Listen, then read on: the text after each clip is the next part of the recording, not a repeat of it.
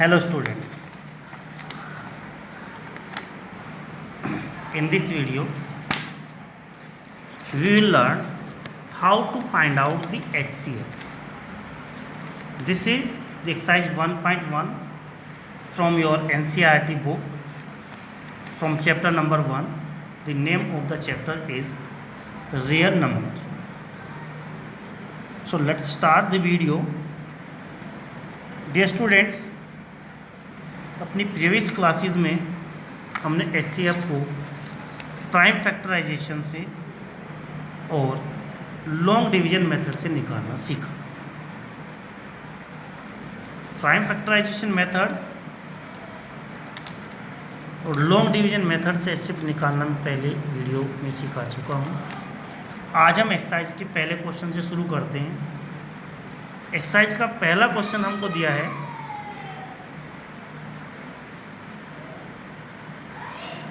Use Euclid division lemma या algorithm to find the HCF of 135 and 225।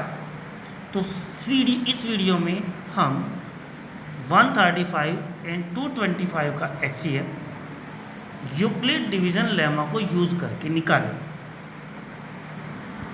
HCF निकालने से पहले ये देख लेते हैं कि यूक्लिड डिवीजन लेमा एक्चुअली में है क्या। डियर स्टूडेंट्स,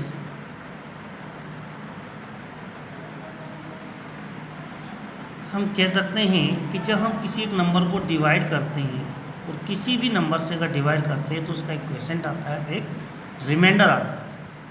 तो ये जो नंबर जिसको हमने डिवाइड किया, ये नंबर जिससे हमने डिवाइड किया और जो हमारा क्वोशिएंट और रिमाइंडर आया, इसका एक रिलेशन होता है।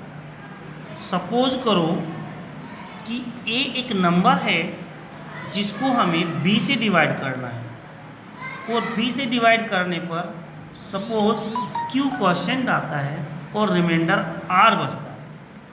तो इन सच केस इस रिलेशन को हम लिख सकते हैं कुछ इस तरीके से। मैं आपको यहाँ पेपर पे दिखाता हूँ किस तरीके से। सपोज मैंने कहा कि आप सपोज करिए कि a एक आपका नंबर है और हमने कहा कि इसको हमने b से डिवाइड करना है और b से अगर हम डिवाइड करते हैं, सपोज करिए q क्वोशिएंट और r अगर रिमाइंडर आता है तो इसके रिलेशंस को लिख सकते हैं a is equal to b into q plus r। यानी कि हमने पहले भी अपनी प्रीवियस क्लासेस में पढ़ा है dividend is equal to divisor multiply quotient plus reminder.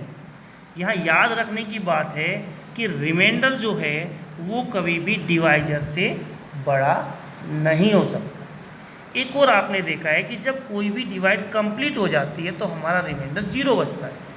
तो इसलिए हम यहाँ कह सकते हैं कि r जो यानी रिमाइंडर जो हमारा है वो 0 के या तो बड़ा होगा या 0 के इक्वल होगा। किसी भी कंडीशन में रिमाइंडर 0 हो सकता है या 0 से बड़ा हो सकता है। 0 से छोटा रिमाइंडर कभी नहीं होता। कभी भी हम कोई भी डिवीजन का सम करें तो ध्यान करिए, कभी भी हमारा जो रिमाइंडर आता है वो 0 से छोटा नहीं होता। या तो 0 होता है, कंप्लीट डिवीजन हो जाता है तो 0 होता है, या फिर क्या होता है कि वो 0 से बड़ा होता है। लेकिन वही रिमाइंडर कभी भी जिस नंबर से हम डिवाइड कर रहे हैं उसके बराबर या उससे बड़ा नहीं हो सकता। तो इसलिए हम कहते हैं कि r इज़ ग्रेटर देन 0 और is equal to 0 but smaller than b that means divides. तो ये जो रिलेशन हमने बताया यही हमारा यूक्लिड्स डिवीज़न एल्गोरिथम है। इसी को हम यूक्लिड डिवीज़न एल्गोरिथम कहते हैं। अब हम क्वेश्चन लेते हैं अपना। हमने कहा हमें जो क्वेश्चन लेना है वो हमारा 135 एंड 225। 135 एंड 225 इसका HCF निकालना है। HCF में पहले आपको बता चुका हूँ, फर्स्ट वीडियो में बता चुका हूँ कि HCF मीन्स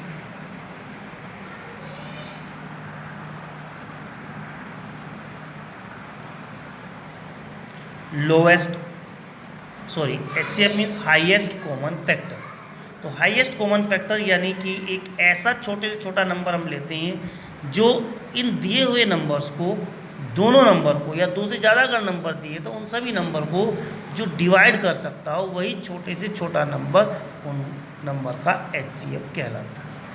तो HCF निकालना शुरू करते हैं। तो सबसे पहले हमने क्या किया कि 225 हमारे पास जो है वो ग्रेटर नंबर है और 135 हमारे पास स्मॉलर नंबर है।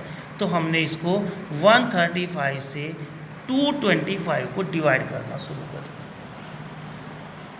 अब 225 पर 135 का अगर हम टेबल पढ़ते हैं तो 135 का टेबल हमें पता है कि हम केवल 1 टाइम पढ़ सकते हैं, 2 टाइम नहीं, ज़्यादा हो जाएगा। तो हमने 1 टाइम टेबल पढ़ा तो ये होगा 135, यानी 1 टाइम हमारा टेबल अगर चलता है तो 135 बन जा 135। अब 5 से हमने 5 को सबट्रैक्ट किया, 0 आ गया। यहाँ हमारे पास 2 है तो हमने 1 यहाँ से बोरो करेंगे, आपका 12 हो गया।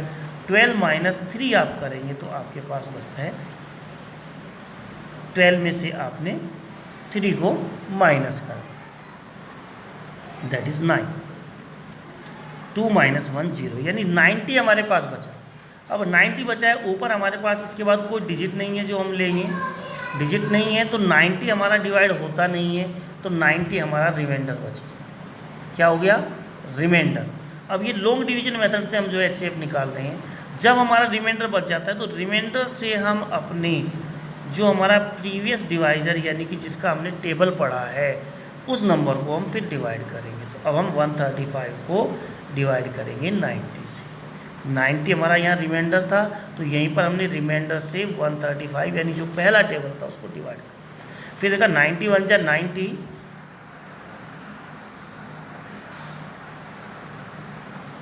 और 92 जा 180 होता, तो 180 हमारा ज़्यादा हो जाता है तो 90 बन जा 90 हमने यहाँ पर पढ़ा क्योंकि 2 टाइम टेबल नहीं चलेगा। फिर हमारे पास रिमाइंडर बच जाता है 5 हमारा रिमाइंडर है। 13 में से 9 को हमने माइनस करा तो 14 हमारे पास फिर आए। फिर वही सिचुएशन बनती है, आगे कोई डिजिट नहीं है जो हम लेंगे तो इसलिए 45 डिवाइड होता नहीं 90 से, यानी 45 हमारा टेबल से छोटा बच गया है, तो ये हमारा रिमाइंडर हो गया। अब फिर हम रिमाइंडर को डिवाइड करेंगे, रिमाइंडर से डिवाइड करेंगे और जो हमने टेबल पढ़ा था यानी 90 का टेबल चल रहा था तो हम 90 को डिवाइड करेंगे। 45 टू ज़ा 90 इन सच अ वे हमने 2 टाइम टेबल चला और ये कंप्लीट अब हमारा डिवाइड हो। तो जो लास्ट टेबल हमारा रहा जिसने डिवाइड किया, जो लास्ट टेबल जिसने डिवाइड किया यही हमारा HCF हो जाता है। HCF 45 हमारा HCF हो। अब अगर हम इसको यूक्लिड मेथड से लिखें तो हमने पढ़ा है यूक्लिड मेथड में A = B × Q + R। A means dividend यानी जिस नंबर को डिवाइड किया गया है, B डिवाइज़र यानी जिसको डिवाइड किया गया है, Q क्वोशेंट यानी जो डिवाइड करके हमारा आंसर बनता है, और R जो हमारा रिमाइंडर। तो अब हम इस फॉर्म में अपना लिखना शुरू करते हैं। तो पहले यहाँ पे हमने 225 को डिवाइड किया, 225 को हमने डिवाइड किया तो हमने सबसे पहले लिखा 225 = डिवाइड किससे किया हमने? डिवाइड किया हमने 135 से, तो हमने लिखा 135 मल्टीप्लाई, डिवाइड करने के लिए हमारा आंसर क्या है, कितने टाइम टेबल चला है? 1 टाइम, तो मल्टीप्लाई 1 यानी क्वेश्चन हमारा 1 हो गया, प्लस रिमाइंडर। जब हमने इसको डिवाइड किया तो हमारा रिमाइंडर बचा था 90, हमने यहाँ पर 90। अब हमारा क्वेश्चन अभी भी आगे चल रहा है, गोइंग ऑन है। तो अब हमने आगे क्या किया? 135 को डिवाइड किया। तो नेक्स्ट स्टेप हो गया हमारा 135 जो हमने डिवाइड किया = हमने डिवाइड किया 90 से, मल्टीप्लाई बाई, फिर 1 टाइम टेबल चला, प्लस 45 हमारा रिमाइंडर रह जाता। Third step, 1 step, 2 step, third step, first second third step में क्वेश्चन खत्म हुआ। तो थर्ड स्टेप में हमने क्या किया? तो 90 को डिवाइड किया, 90 = हमने 90 को डिवाइड किया 45 से, 2 टाइम हमारा टेबल चला तो मल्टीप्लाई बाई 2 प्लस 0, इस समय हमारा रिमाइंडर 0। तो जब हमारा रिमाइंडर 0 आ गया यानी कंप्लीट डिवाइड हो गया, यानी एक ऐसा नंबर जो इन नंबर्स को डिवाइड करेगा वो हमको मिल गया है और वो हमारा नंबर बनता है 45। तो इस तरीके से हम कह सकते हैं कि HCF = 45। तो क्वेश्चन नंबर 1 का फर्स्ट पार्ट मैंने इस तरीके से सोल्व किया। क्वेश्चन नंबर 1 में आपके पास जो हैं वो 2 पार्ट हैं, तो 3 पार्ट हैं। 3 पार्ट में से 1 में आपको कर चुका हूँ और बाकी जो आपके 2 पार्ट बचते हैं वो आपको करके दिखाने हैं।